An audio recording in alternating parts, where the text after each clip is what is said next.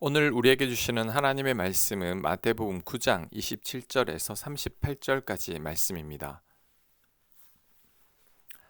예수께서 거기에서 떠나가실새 두 맹인이 따라오며 소리질러 이르되 다윗의 자손이여 우리를 불쌍히 여기소서 하더니 예수께서 집에 들어가심에 맹인들이 그에게 나아오거늘 예수께서 이르시되 내가 능히 이 일 할 줄을 믿느냐 대답하되 주여 그러하오이다 하니 이에 예수께서 그들의 눈을 만지시며 이르시되 너희 믿음대로 되라 하시니 그 눈들이 밝아진지라.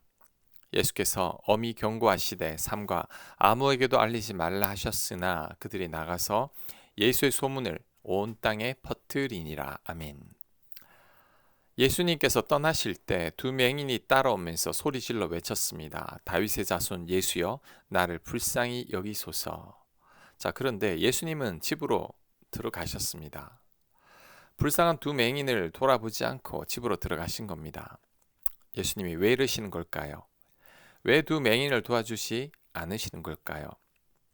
그 이유는 그들의 믿음을 보시기 위함입니다. 예수님을 찾는 자들은 이 두 맹인뿐만이 아니었습니다. 길거리에 많은 자들이 예수님께 도움을 요청했습니다. 하지만 그들이 다 예수님의 기적을 체험한 것은 아니죠. 그들 중에서도 더 간절히 예수님을 찾은 자들이 예수님의 기적을 체험했는데 이들이 바로 믿음을 가진 자들입니다.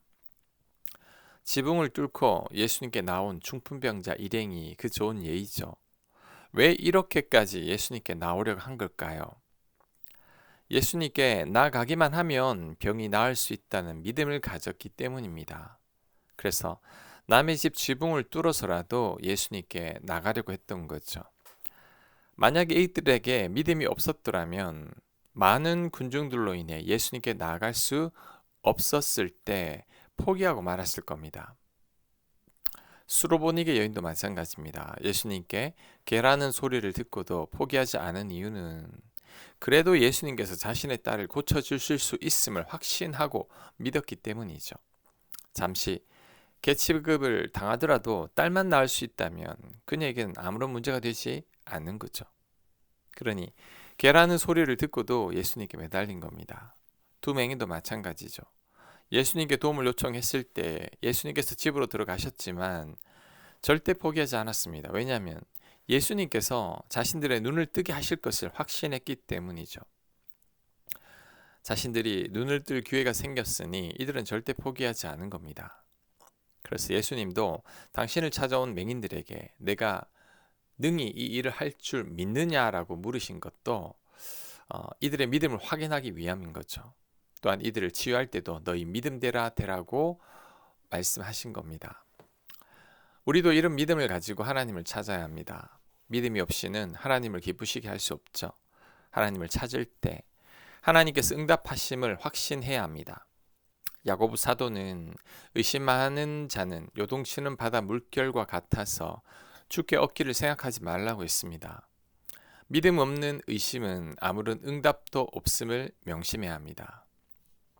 기도는 하지만 여전히 염려가 가득한 분들이 많습니다. 기도는 하지만 내 기도에 전혀 응답이 없다고 하는 분들도 많습니다. 그래서 아예 기도하지 않는 분들도 많습니다.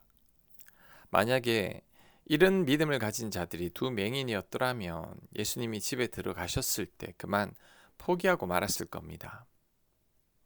예수님께 찾아와 할 수 있거든 귀신 들린 자녀를 고쳐달라는 자에게 예수님께서 하신 말씀은 할 수 있거든이 무슨 말이냐? 믿는 자에게 능치 못할 일이 없느니라 였습니다. 믿음 없는 자들은 할 수 있거든이라는 말을 하며 조건을 겁니다. 하지만 믿음을 가진 자들은 두 맹인들처럼 그냥 끈질기게 예수님을 찾습니다. 우리들은 이런 두 맹인의 믿음을 본받아야 합니다.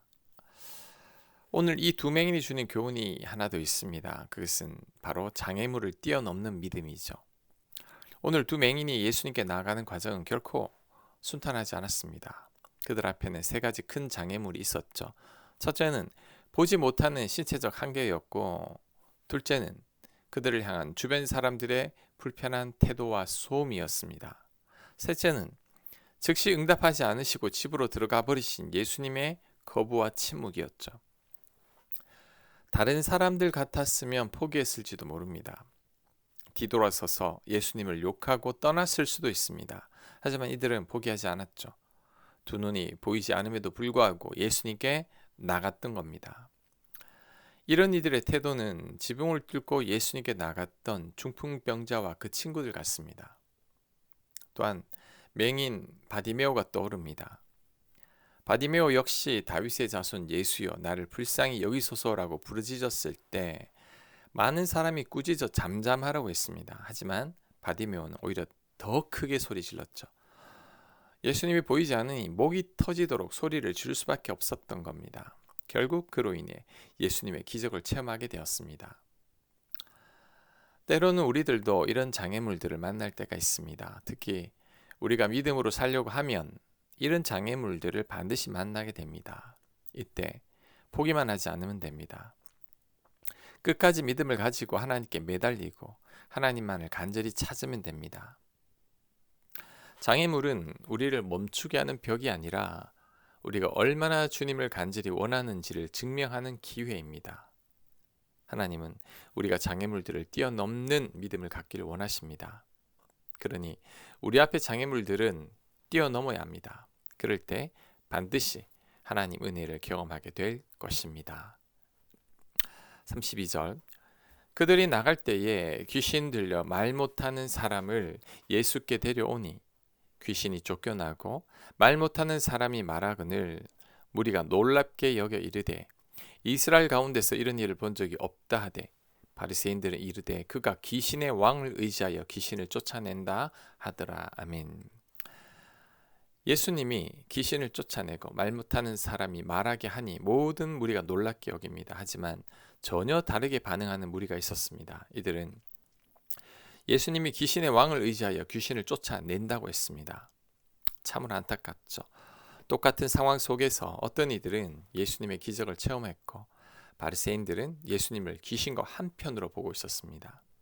이는 골고다 언덕 위의 두 강도 사건과 매우 흡사합니다. 한 강도는 예수님을 비방하며 은혜를 거부했으나 다른 한 강도는 똑같은 십자가의 고통 속에서도 예수님의 의로우심을 보았고 주여 당신의 나라에 임하실 때에 나를 기억하소서라고 간구했습니다.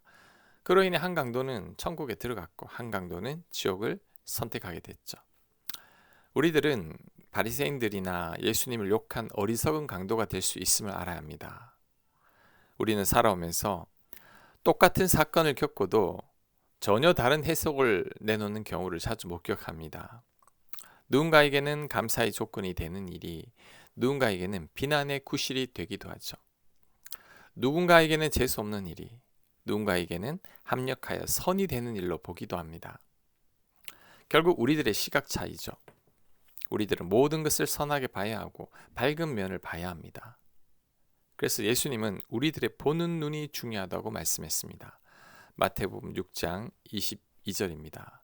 눈은 몸의 등불이니 그러므로 네 눈이 성하면 온몸이 밝을 것이요 눈이 나쁘면 온몸이 어두울 것이니 아멘.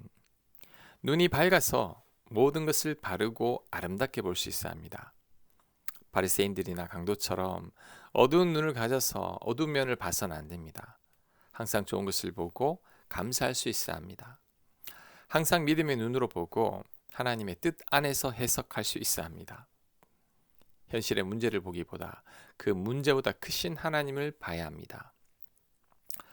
내가 밝은 눈을 가질 때 환하게 비추는 등불처럼 우리들도 세상을 환하게 보게 될 겁니다. 내가 모든 것들을 믿음으로 밝히 볼 때 모든 것들이 결국엔 합력하여 선이 될 겁니다. 그로 인해 우리들의 삶도 밝아질 것이고 나로 인해 내 곁의 사람들이 힘을 얻고 주변 환경도 환해질 것입니다. 35절 예수께서 모든 도시와 마을에 두루 다니사 그들의 회당에서 가르치시며 천국 복음을 전파하시며 모든 병과 모든 악한 것을 고치시니라. 무리를 보시고 불쌍히 여기시니 이는 그들이 목자 없는 양과 같이 고생하며 기진함이라. 이에 제자들에게 이르시되 추수할 것은 많되 일꾼은 적으니 그러므로 추수하는 주인에게 청하여 추수한 일꾼들을 보내 주소서 하라 하시니라. 아멘. 예수님께서 무리를 보고 불쌍히 여기셨다고 합니다. 목자 없는 양같이 고생하며 기진한 것을 보고 안타까워하며 긍휼히 여기셨다고 합니다. 우리들도 이런 마음을 가져야 합니다. 한 영혼을 바라보며 불쌍히 여기고 긍휼히 여기는 마음이죠. 우리 눈에 모든 이들이 긍휼의 대상이 되어야 합니다. 죄는 미워하되 사람은 미워하지 말라고 했습니다. 내가 미워하는 그 사람, 내 마음에 들지 않는 그 사람도 좋은 부모님이나 좋은 환경에서 자랐더라면 그렇게 되지 않았을 겁니다. 그들도 어쩔 수 없는 피해자죠. 그들을 위해서도 예수님께서 십자가에 못 박혀 죽으셨다는 것을 우린 명심해야 합니다. 그러므로 우리들은 그들을 불쌍히 여길 수 있어야 합니다. 그들을 사랑할 수 있어야 합니다. 또한 예수님은 추수할 것은 많은데 일꾼이 적다고 하셨습니다. 이 세상에 불쌍한 사람들이 너무 많지만 그들을 불쌍히 여겨줄 사람들은 너무 적다는 거죠. 우리는 추수할 것은 많되 추수할 일꾼이 적다는 예수님의 탄식에 귀를 기울여야 합니다. 그렇다면 우리가 추수할 일꾼이 되어야 합니다. 우리가 일꾼이 되어 예수님께 받은 은혜를 갚으면 됩니다. 내 주변에 불쌍한 영혼들을 긍휼히 여기면 됩니다. 그리고 그러한 일꾼들을 많이 보내달라고 우리는 합심해서 기도해야 합니다. 교인들 모두가 한 목소리로 추수한 일꾼들을 많이 보내달라고 기도해야 합니다. 그럴 때 하나님께서 보내주실 겁니다. 아멘. 하나님, 두 맹인과 같은 믿음을 갖게 하시고 장애물을 돌파할 수 있는 저희들 되게 하옵소서. 특별히 모든 것들을 믿음으로 보고 밝게 보는 저희가 되게 하여 주옵소서. 하나님, 추수할 일꾼들이 필요하오니 보내주시옵소서. 예수님 이름으로 기도합니다. 아멘.